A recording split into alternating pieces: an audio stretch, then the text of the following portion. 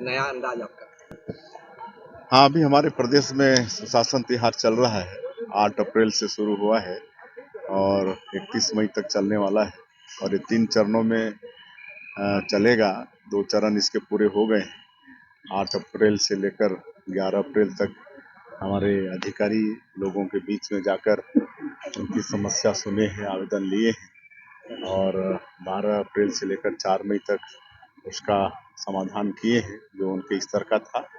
और आज यहाँ पर पटना में 15 पंचायत का ही समाधान शिविर था जिसमें यहाँ के कलेक्टर पूरा प्रतिवेदन रखे और मुझे बड़ी खुशी हुई कि 98% समस्या जो जिला स्तर तक है सबका समाधान इन्होंने किया है। जो प्रदेश स्तर का है वो बचा है, उसको हम लोग प्रदेश से करेंगे और हम भी लगातार 5 मई से अलग अलग जिले में जा रहे हैं।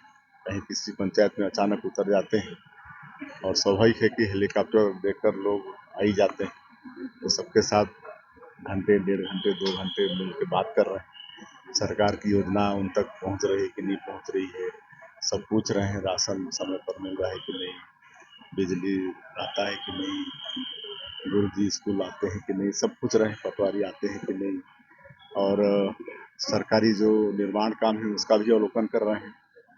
आपका प्रधानमंत्री आवास वगैरह देख रहे हैं। हम किसानों के खेत में भी जा रहे हैं, तो ये सब बड़ा अच्छा मतलब एक एक्सपीरियंस है। जनता का बड़ा रिस्पांस मिल रहा है उनका। तारीफ कर रहे हैं कि 1.5 साल में आप लोग बहुत अच्छा सबके हित में काम कर रहे हैं। खुद भी रूबरू हो रहे सर, 1.5 साल का आपका काम। अब जो समस्याएं, किस तरह की समस्याएं आपके सामने आ रही है, क्योंकि वो सीधे आपसे संवाद कर रहे हैं।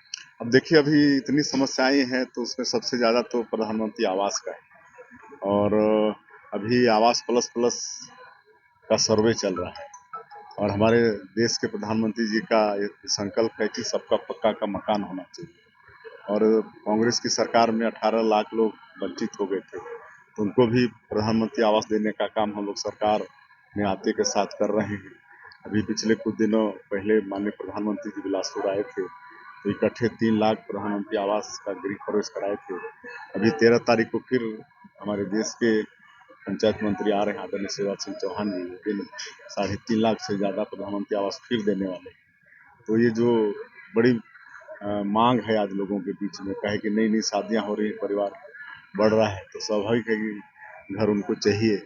तो सबके लिए हम लोग घर पूरा कर पाने में सफल होंगे। सर, काफी मूलभूत सुविधाएं हैं, बहुत दूर दूर जा रहे हैं, दूरस्थ क्षेत्रों में कई ऐसी मूलभूत सुविधाएं हैं जो किसी कारणों से रुकी पड़ी है। क्या इस सरकार में वो योजनाएं पूरी होंगी? बिल्कुल पूरी होंगी। हम लोग विकसित छत्तीसगढ़ खड़ा करने के लिए संकल्प कर चुके हैं और जो भी विकास के काम होंगे वो सब होंगे।